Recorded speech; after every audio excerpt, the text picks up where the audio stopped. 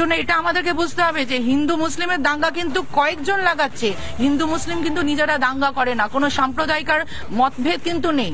তাই জন্য এটা ভালো করে বুঝতে হবে, হিন্দু ভাইদেরও বুঝতে হবে, মুসলিম ভাইদেরও বুঝতে হবে যে যাতে হিন্দু মুসলিম একাত্মই থাকে, কয়েকজন তাদের নিজেদের স্বার্থ সিদ্ধির জন্য কিন্তু আমাদের মধ্যে এই ঝামেলা বাঁধাচ্ছে। আর এই ঝামেলা যতক্ষণ না আমরা কমবো, আর একটা যুদ্ধের নীতি যতক্ষণ চলবে, তত কিন্তু পশ্চিমবঙ্গ আর বাংলাদেশের মধ্যে ঝামেলা থাকবে, অনেকেই কিন্তু বিজনেস হবে না, চিকিৎসার জন্য প্রবলেম হচ্ছে। সুতরাং এইটা বাংলাদেশি যারা ভাইরা আছে, আমি দরখাস্ত করব যারা মুসলিম সম্প্রদায় আছে তারাও যেন চোখ খুলে বোঝেন যে তাদেরকে ব্যবহার করছে কিছু স্বার্থ সিদ্ধ করার জন্য তাদের নিজেদের লোকেরাই। যেরকম ৭১-এর সময় পাকিস্তান ওদেরকে মদত দিয়েছিল, সেরকম এখনো কিন্তু পাকিস্তান মদত দিচ্ছে যাতে বাংলাদেশকে আলাদা করে পাকিস্তানের মধ্যে ঢোকানো যায়। তো দয়া করে আপনাদের চ্যানেল থেকে আমি তাদের কাছে আবেদন জানাবো, দয়া করে যেন তাদের চোখ যেন তারা খোলে এবং এই সাম্প্রদায়িক লড়াই থেকে তারা নিজেদেরকে বাঁচাতে পারে। আমি যখন এখানে পৌঁছালাম, মানে যখন শিশুর জন্ম হয় তার মা করে কি, সেই জন্মদিনে করে কি, তার মা মন্দিরে যায়, পুজো দেয়, পায়েস রান্না করে। আজকে বাংলাদেশের জন্মদিন, তো এখানে অনেকেই এসছেন এই কালী মন্দিরে পুজো দিতে। এই কালী মন্দিরে পুজো দিচ্ছেন। বাংলাদেশ যখন বাংলাদেশে করা হচ্ছে কি, মূর্তি ভাঙা হচ্ছে, মন্দির ভাঙা হচ্ছে, হিন্দুদের উপর চূড়ান্ত নিপীড়ন করা হচ্ছে, তবুও মায়ের মতন বাংলাদেশের জন্মদিনে এখানে অনেকেই এসেছিলেন বাংলাদেশের মন্দিরে পুজো দিতে, যাতে বাংলাদেশের এই যে মুক্তিযুদ্ধের পর নতুন বাংলাদেশ গঠন হয়েছে, সেই বাংলাদেশ ভালো থাকে। এখনো সেই ভালোবাসার জায়গা থেকে এখানে এসছে। মুক্তিযুদ্ধ যে দিবস ম্যাডাম যেটা বলছিলেন, মুক্তিযুদ্ধ দিবস তো বাংলাদেশ পালন করলো না, তার উপরন্তু ভারতের পতাকাকে মারিয়ে ইউনিভার্সিটিতে ছেলেরা ঢুকছে। এই চিত্র আপনারা দেখেছেন? এই চিত্র তো আপনি তো আমার থেকে অনেক বড়, অনেক সিনিয়র, আপনাকে আমি বলছি এই চিত্র আপনিও কোনোদিনও দেখেননি। আজকে আমি বলতে বাধ্য হচ্ছি, যে মৌলবাদী শাসনে বাংলাদেশের যে ছেলেগুলোর মধ্যে এইভাবে ধর্ম বিভাজনের বীজগুলোকে ঢোকাচ্ছে, আমি কথা দিচ্ছি এই পাপ কিন্তু মৌলবাদীদের ছেড়ে কথা বলবে না, ইমামকে কিন্তু ছাড়বে না। কারণ সাধুরা কিন্তু মরে যায়নি, সাধুরা কিন্তু সব দেহত্যাগ করেনি, সাধুরা কিন্তু জীবিত আছে। যেটা হচ্ছে সাধু আছে জেলের ভেতরে, আর চোরেরা জেল থেকে বেরিয়ে। চিন্ময় কৃষ্ণ যখন জেলের ইয়েতে ওঠে, যখন ওনাকে নিয়ে যাওয়া হয়, চিন্ময় কৃষ্ণ হাত দিয়ে এইটা দেখিয়েছে। তার মানে কি, একাট্টা থাকুন, শক্তি অর্জন করুন, জিত আপনাদের আসবেই। তাই চিন্ময় কৃষ্ণ প্রভুর জামিন হবেই, চিন্ময় কৃষ্ণ প্রভু সম্মানের চিন্ময় কৃষ্ণ প্রভুকে জামিন দেওয়া হবে। আর যারা চিন্ময় কৃষ্ণ প্রভুকে এইভাবে জেলে পাঠিয়েছে বাংলাদেশে, তাদের যে বিচার, তাদের বিচার আর কটা দিন পরে দেখতে পাবেন, আমেরিকার সফরটা দেখতে পাবেন। কথা বলছেন, হ্যাঁ কি বলবেন? একটা কথা বলতে চাই, যেটা উনি বললেন যে আমাদের ভগবান শ্রীকৃষ্ণ জেলে জন্মগ্রহণ করেছেন, ওনারা তো চিন্ময় প্রভুকে যে জেলে রেখেছেন, ওই জেলই হয়ে যাবে কিছুদিন আগে আমাদের মন্দির। ওই মন্দিরে আমরা বানাবো, চিন্ময় প্রভু ওখানে সেই মন্দির তৈরি করবে।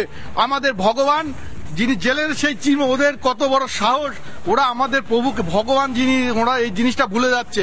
আর আপনি দেখবেন ইতিহাস সাক্ষী, যখন হিন্দুরা প্রতিরোধ গড়ে তোলে তখন কিন্তু সমস্ত কিছু তছনছ হয়ে গেছে। আপনি ইতিহাস আর একটা জিনিস আমি বলে দিতে চাই, যে সমস্ত পৃথিবী সনাতন থেকে শুরু এবং এই সনাতনেই শেষ, সেই ঘোর কলি চলে এসছে।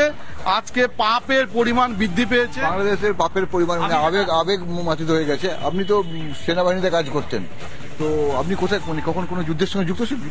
হ্যাঁ, আমি ব্লু স্টার অপারেশনে ছিলাম, কার্গিল যুদ্ধে অংশগ্রহণ করেছি।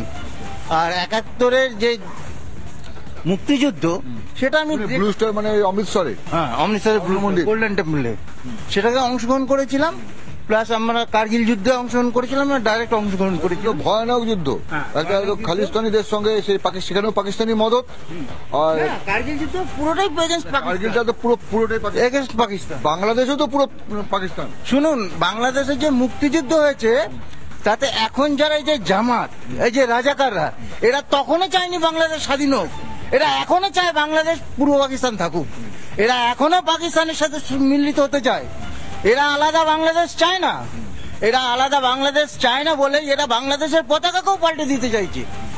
জাতীয় সঙ্গীত তো ছেড়ে দিন, সেটা রবীন্দ্রনাথের লেখা, ওরা পাল্টে দিতেই পারে, কিন্তু ওদের নিজেদের জাতীয় পতাকা যেটা, নাহলে যে বঙ্গবন্ধু যে মুক্তিযোদ্ধার প্রধান ছিলেন, যিনি আহ্বান জানিয়েছিলেন, তার মূর্তি এরা ভাঙচুর করে, পদলেহন করে, তার আরো অনেক কিছু করেছে, যেটা বলা যায় না মাইকের সামনে। খুলে বলুন, বলা যায় না ঠিক কি? আছে?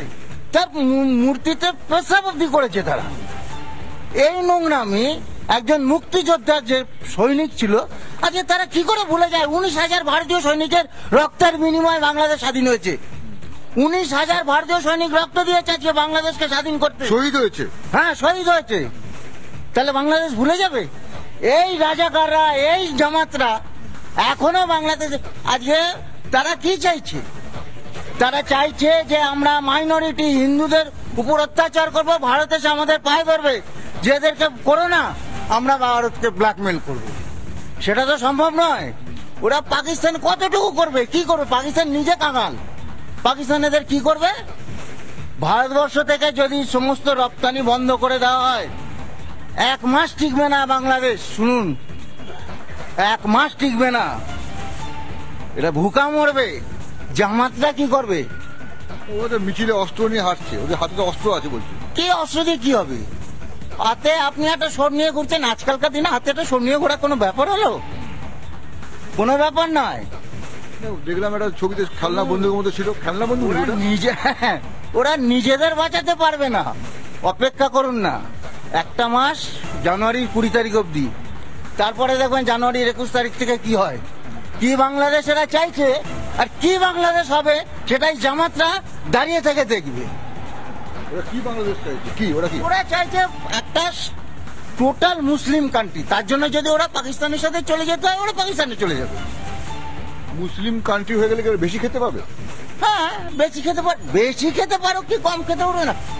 মুসলিম রাজত্ব।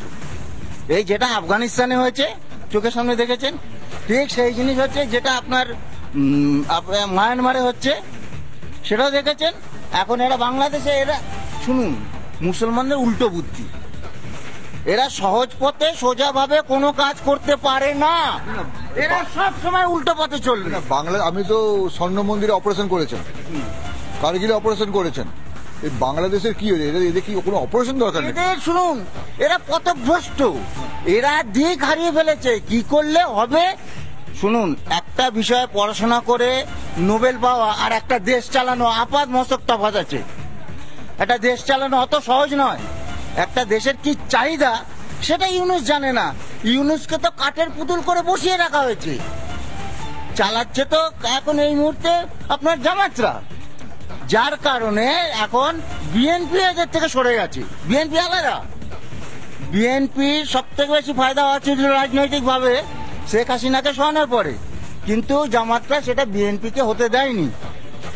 এখন জামাতরা চাইছে যে তারা এই বাংলাদেশটাকে চালাবে। মুক্তিযুদ্ধের দিন, মুক্তিযুদ্ধের আজকে স্বাধীনতার দিন, মুক্ত বাংলার দিন, স্বাধীন বাংলাদেশের দিন, সেই দিনে আমাদের শুনতে হচ্ছে এই ধরনের কথা।